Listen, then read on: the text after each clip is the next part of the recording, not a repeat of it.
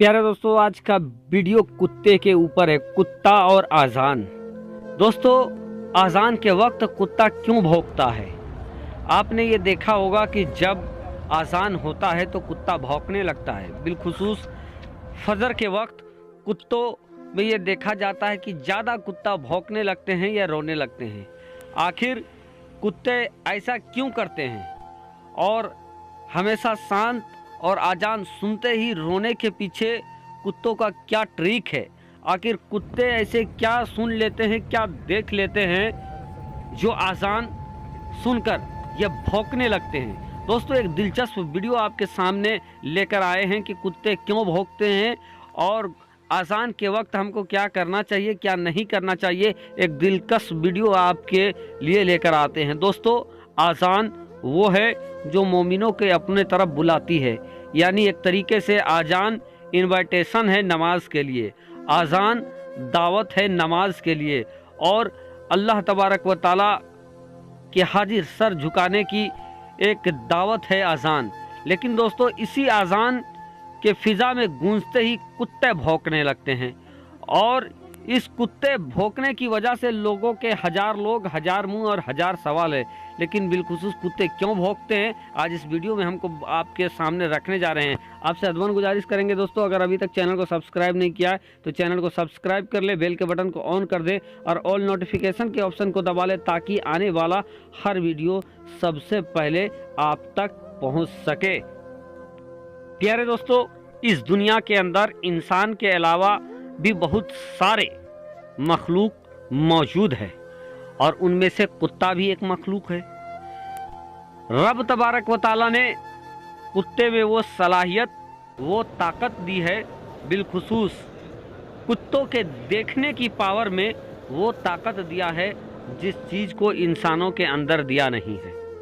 दोस्तों, यूं तो इंसान, हजरत इंसान अशरफुल मखलूकात है, लेकिन अल्लाह तबारक व ताला ने कुत्तों में एक खुसूसी ताकत दे रखा है, जिसकी वजह से ये जानवर बलाओं को, शैतानों को और दूसरी जिन, शैतान, इनको ये देख पाते हैं। प्यारे दोस्तों, जैसा कि आप हज़रात को मालूम है कि बिलखुसूस जिन्नात हुए और दूसरी बुरी आत्मा शैतान हुआ, ये अक्सरियत में रात के वक्त निकला करते हैं। जिन्नों के लिए रात का वक्त भी महदूद कर दिया गया है। किसी दूसरे वीडियो में इसकी पूरी तफसील जानकारी देंगे। और दोस्तों, जो शैतान हैं ये भी रात के वक्त निकलते हैं। जैसे ही फजर के वक्त अल्लाहू अकबर की आज़ान मस्जिदों से गूंजने लगती है तो दोस्तों, आपने इस चीज़ को सुना होगा कि आज़ान की आवाज़ जहां तक जाती है, बलाएं, शैतान वहां तक भाग जाता है। जहां तक आज़ान की आवाज़ सुनाई देती है वहां तक ये शैतान भाग जाते हैं। तो जैसी मस्जिदों से अल्लाहू अकबर की आवाज़ें गूंजने लगती है दोस्तों, शैतान भागने लगते हैं और इन्हीं भागते हुए शैतानों को, इन्हीं भागते हुए बलाओं को देखकर कुत्ते भौंकने लगते हैं। चूँकि अल्लाह तबारक व ताला ने बिलखुसूस इन कुत्तों में वो पावर, वो ताकत दिया है कि वो शैतानों को देख लेते हैं, वो बलाओं को भागते हुए देखते हैं और एक तरीके से ये लोगों को आगाह करने के लिए भी ये भौंकने लगते हैं। और यही वजह है दोस्तों कि आज़ान सुनते ही ये कुत्ते, और ख़ास करके फजर के वक्त आज़ान सुनते ही कुत्ते भौंकने लगते हैं। क्योंकि फजर के वक्त दोस्तों रात होता है और रात के वक्त में, तारीकी के वक्त में शैतान, जिन्नात, दूसरे ये बाहर निकलते हैं और ख़ास तौर पर शैतान, जहाँ अजान की आवाज़ सुनाई देती है, शैतान भागने लगते हैं और इन भागते हुए शैतान को देखकर कुत्ते भौंकने लगते हैं। तो यकीनन आपको समझ में आ गया होगा कि कुत्ते क्यों भौंकते हैं।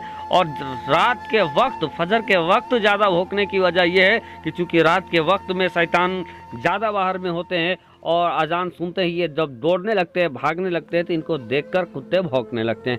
अब दोस्तों, अजान के वक्त हमको क्या करना चाहिए, क्या नहीं करना चाहिए। सबसे पहली बात, जब आज़ान हो तो आज़ान वो प्यारी आवाज़ है दोस्तों कि इसके मर्द मुकाबिल दूसरा आवाज़ हो नहीं सकता है। तो जब भी आज़ान हो आप खामोशी के साथ आज़ान को सुने, चिल्लम चिल्ली यानी शोरगुल ना मचाए, बल्कि आज़ान को इत्मीनान से सुने। साथ ही साथ आज़ान का जवाब दे। और आज़ान का जवाब कैसे देना है दोस्तों, आप उलमाए कराम की बारगाह में जाएंगे तो आपको पता चल जाएगा कि आज़ान जिस तरीके से होता है सेम टू सेम एक आध स्टेप में सिर्फ दूसरा पढ़ना है, बाकी उसी आज़ान को सुनकर आपको दोहराना है। तो आप उलमाए कराम से रब्ता करें, आज़ान का जवाब कैसे दिया जाता है वो आपको बता दिया जाएगा। ऐसा नहीं कि आज़ान हो रहा है तो बिल्कुल ही आप खामोश हो जाए, कुछ नहीं पढ़ना है, बल्कि आज़ान को खामोशी से आज़ान का जवाब देना है। अब दोस्तों आगे बढ़ जाते हैं। आज़ान सुनकर शोरगुल नहीं करना चाहिए। जब आज़ान हो तो आपको उनको सुने, आज़ान के बाद की जो दुआ होती है उस दुआ को आप पढ़े। जब आज़ान हो दोस्तों लोगों से बातचीत ना करें। जब आज़ान हो किसी को सलाम भी ना करे, कोई सलाम करे तो जवाब भी ना दे। जब आज़ान हो तो आप दोस्तों जिस घड़ी आज़ान होता रहे तो उस वक्त आप अगर किसी को पढ़ा रहे हैं, किसी से बहस व मुबाहिसा कर रहे हैं, सुकूत अख्तियार करें, खामोश हो जाए, आज़ान होने दे ले। आज़ान होते वक्त जैसा कि मैंने बताया आज़ान को दोहराएं, आज़ान के बाद की दुआ पढ़ें और उसके बाद आप काम को आगे निपटाएं।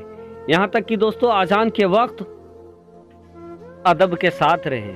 बाज़ वक्त में दोस्तों और बाज़ जगहों में आज़ान के और भी बहुत सारे आदाब बताए गए हैं। यहाँ तक कि लोग आज़ान सुनकर अगर कोई पाँव फैला कर रहते हैं तो पाँव भी समेट लेते हैं, इतना आदाब है। क्योंकि आज़ान दोस्तों इनवाइटेशन है, नमाज की दावत है, अल्लाह से मुलाकात की दावत है। और ऐसे कलाम को सुनकर अगर आप बेहुरमती करते हैं तो दोस्तों आज़ान की बेहुरमती करने वाला पर सख्त अज़ाब भी आया है। और जो आज़ान की अज़मत को बनाए रखा है, जो आज़ान को अदब से सुना है, गौर से सुना है, उनके बहुत सारे जगहों पर दोस्तों बाज़ वक्त में रवायत में आता है कि उनको अल्लाह तबारक व तआला लित बख्शा है।